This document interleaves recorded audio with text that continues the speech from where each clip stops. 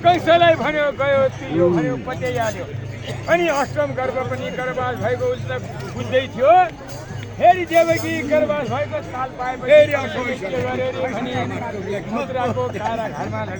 लगायो अरे राख्यो थुनेर देवकी र वसुदेवलाई राख्यो थुनेर